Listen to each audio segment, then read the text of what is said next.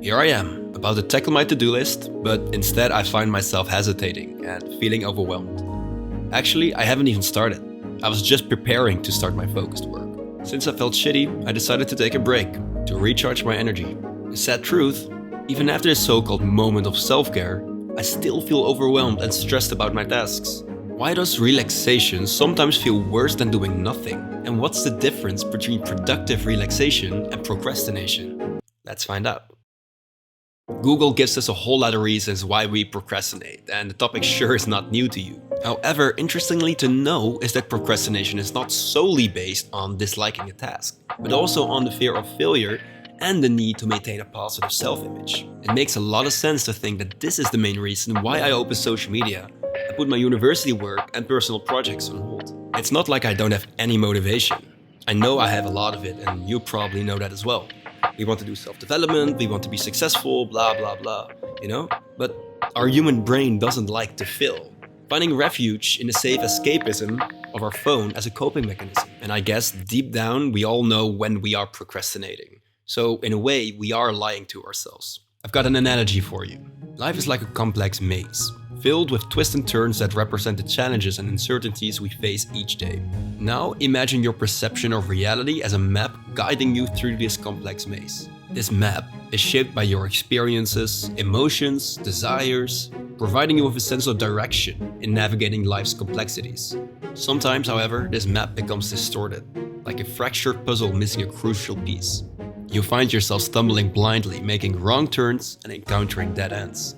Now, every time you hit a dead end, instead of admitting you're lost, you convince yourself that you're on the right path. We did nothing wrong, I did nothing wrong, and everybody knows it. You justify your choices, clinging to the illusion of progress, while ignoring the reality that it is not going so well. This subtle form of self-deception is like trying to navigate the maze with a distorted map. It only leads to deeper confusion and deeper frustration. Of course, in this maze of life, we will for sure encounter dead ends and wrong turns. These moments play an essential role in our journey called our life, but let's not ignore and justify the distortion. This is self-deception, a subtle form of lying to yourself. It's like telling yourself you're taking a moment of self-care when in reality you're procrastinating and avoiding your responsibilities. So how can we transform our mental map to navigate life's challenges more effectively? By understanding the analogy of self-deception, we can understand the importance of facing reality head-on. Just as in a maze where every wrong turn leads to more confusion, self-deception only deepens the complexity of our lives. This is only an analogy, but the truth is, the more we deceive ourselves, the more we suffer. Like a cycle of madness, you repeat the same mistakes, expecting a different outcome each time. Yet, deep down, you know the truth. You can't escape the consequences of your actions. In this maze of life, truth isn't just about what you say, it's about what you do. Your actions and thoughts define your reality, shaping the world around you. And just as we can't escape the maze's walls, we can't escape the consequences of our choices. There are two kinds of behaviors, real self-care and pretentious self-care. Pretentious self-care is when you make a promise to yourself to tackle a task or goal. But when the time comes, you create the excuse that you need to rest to avoid it. Maybe you're afraid of failure, or just feeling bored, so you convince yourself you need a break. But here's the thing, after having this self-care, you're left feeling just as stressed and anxious as before. And your self-worth has taken a big-ass hit. Real self-care, on the other hand, involves actively addressing those deep-seated feelings of inadequacy.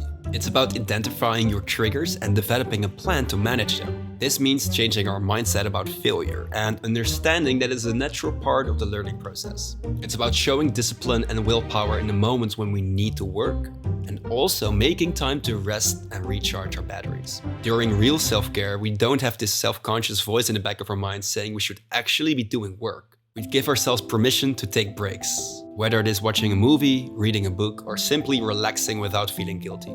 It's not about avoiding our responsibilities, it's about finding balance and prioritizing our well-being. So, the next time you catch yourself using self-care as an excuse to procrastinate, ask yourself if you're really taking care of yourself or if you're just avoiding the inevitable.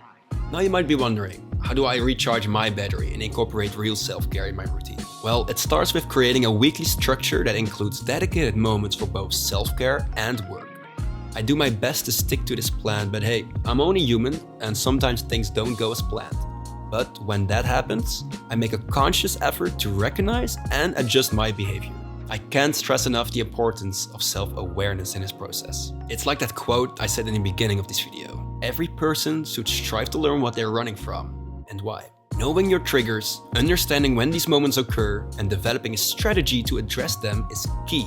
It takes willpower, but it's worth it, believe me. One practice that has majorly improved my willpower and focus is daily meditation. Just 10 minutes a day has made a world of a difference to my self-awareness and mental clarity. I know meditation has been talked about a lot, but trust me, it works wonders. Don't let the fear of failure hold you back from trying new things. Push through the first 2 weeks and you start to see the benefits. It's also important to recognize that everyone procrastinates differently, and what works for one person might not work for another. So that's why it's so crucial to experiment with different techniques and find what resonates with you. If you're curious about your procrastination style, I've got a video that explores the 5 types of procrastinators and offers specific strategies for improvement. Feed the mind, the body and the soul, as one cannot function without the other. Thank you all so much for watching and much love.